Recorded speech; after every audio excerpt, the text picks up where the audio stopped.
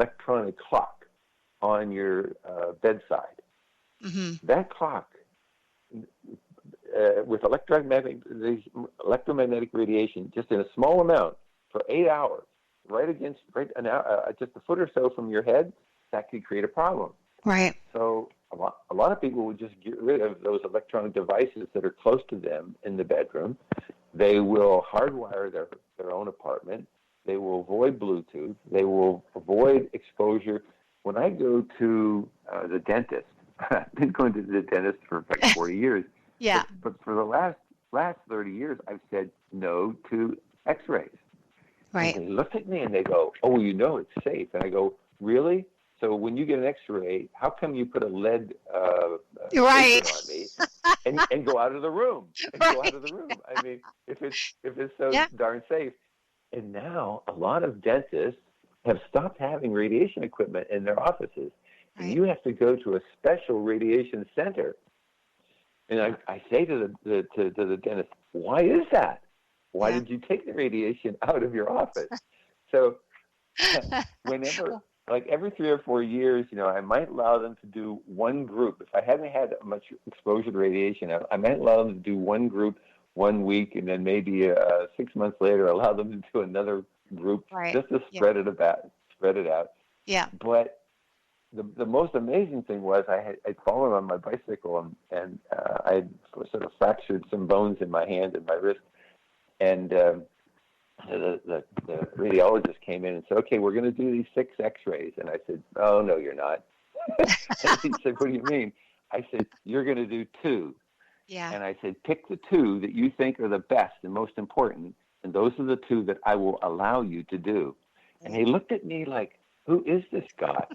And he said, "This is not the way it works." And I said, "Well, that's the way it works right now." I said, "You can make it work any other way you want to make it work. But for right now, you're going to get 2 exposures." Yeah. And so then you can tell me whether that was good enough. And if it's not, that's just too bad. I'll take my chances. Yeah. And so you have to take control of this and just minimize. I mean, when you get a CT scan, that's like having 1,000 X-rays. Oh, yeah. Yeah. So when people say to me, "Well, I'm going to get a CT scan," I go, "Well, that's not a happy thing. If you got an MRI, that would be a lot better because it's much less danger because of sound waves. So if you have a choice, get another kind of test because sometimes there's options that you can get different tests for different things, and they throw these X-rays around like it's nobody's business." Yeah, well, they do. We now know that women who get mammograms on a regular basis, there's more exposure and more breast cancer caused by mammograms than there is actual cancers that are found and actually treated. And this was from the University of California at Davis, and they actually did a study, and they just found out that these yearly mammograms are just ridiculous. And they decided that let's start them later. Instead of age 40, let's start them at 50. That's not how cancer works. Cancer starts in most women and most people in their 20s. Yeah. And so what I say to young women is, by the time you're in the late 20s, you just start to get thermography. Mm-hmm. There's no risk, there's no danger, and you're going to find out 8 to 10 years beforehand whether you're going to have any disease, because a thermogram will find 200 cells that are starting to heat up and starting to be stressed. Well, that's years and years before a mammogram will find anything. You need 4 billion cells in a tumor for a mammogram to see anything. And at that point, it still only sees it 65% of the time. Wow. But if you get a good thermography and you get it done like every couple of years, then you see nothing that's a danger, you're almost guaranteed to be free of any kind of breast cancer.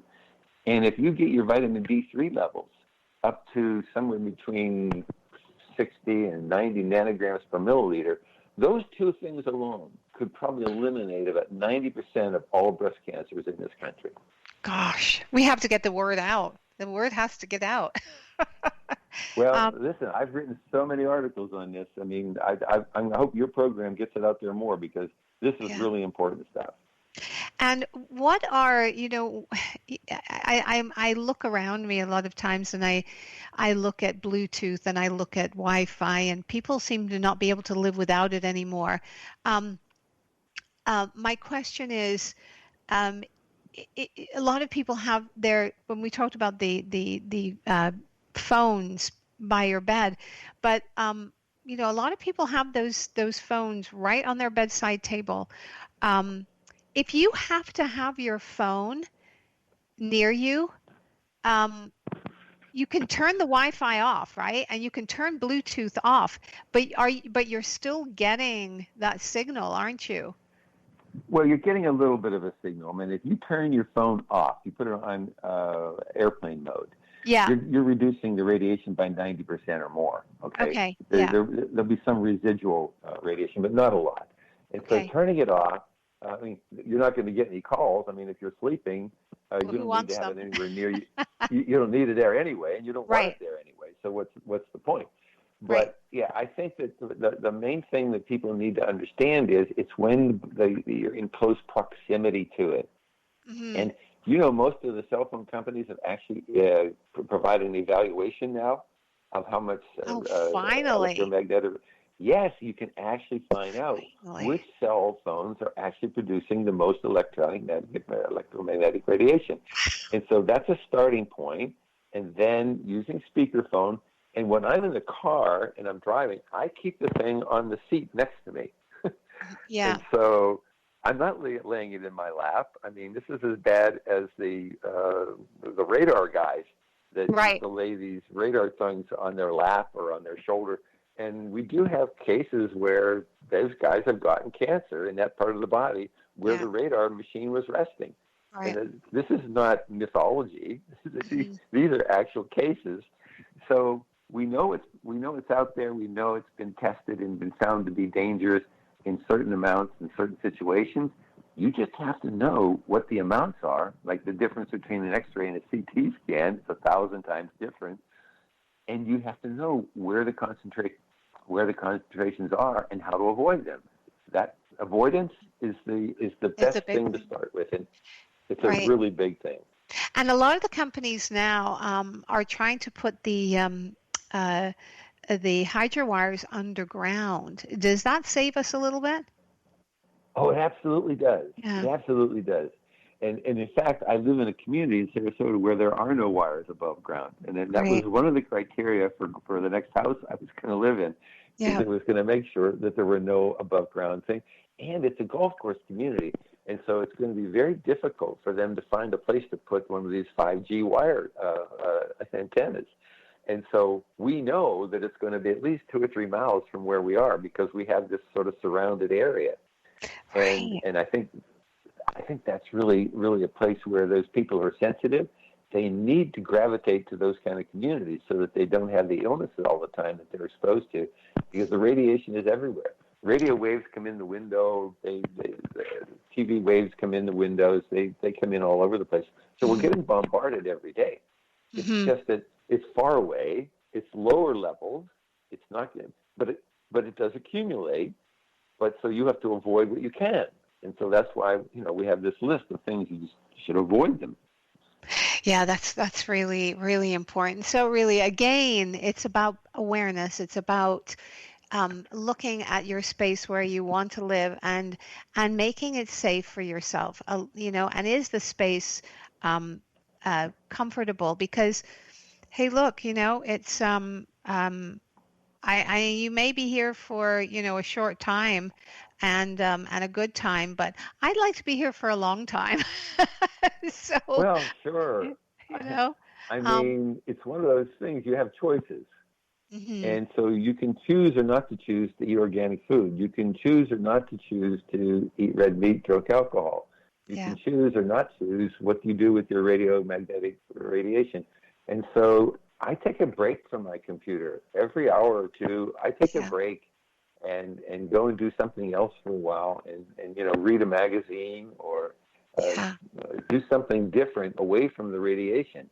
yeah, Because and again, get the gauze meter. I mean, yeah, this is one of the things you can do to protect yourself, yeah, is to make sure any space that you're in is is minimized, yeah. and that the gauze meter can do that. I mean, these things really work.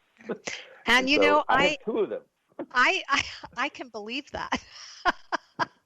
And I have two because I want to test and make sure I'm getting the same reading from the same unit. I'll be calling you because I have one, and but I haven't used it yet. So I'm going to be calling you and asking you how to give me directions on how to use it. And Dr. Benz, I will be.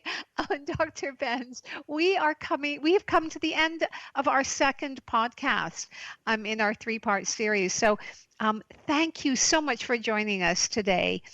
And everybody, please join us next time for the final podcast in this 3-part series, when Dr. Benz will be offering solutions and protective measures that we can adopt for radiation management in our high-tech world, which we live in. And if you'd like more information about Dr. Benz, you can visit drcharlesbenz.com, DrCharlesBENS.com. Many thanks again, Dr. Benz, for being with us today on Yin Yoga Lifestyle. It's always a pleasure, Colette, and it always goes faster than I think. I think time is somehow or other goes faster between you and I than it does anybody else. I think it does.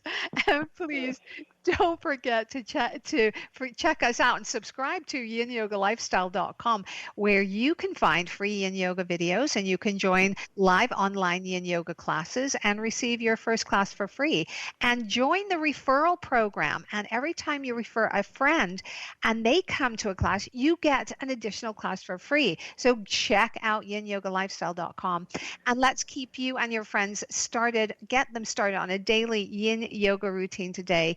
It's so easy. Thank you for joining Yin Yoga Lifestyle, adding enlightenment, calm, balance, and creativity to your everyday life. I am your host, Colette Darville.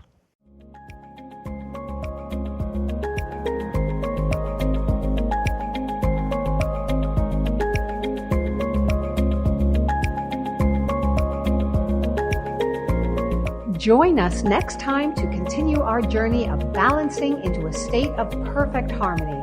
Until then, this is Colette Darville, reminding you to inhale, so, and exhale, hum.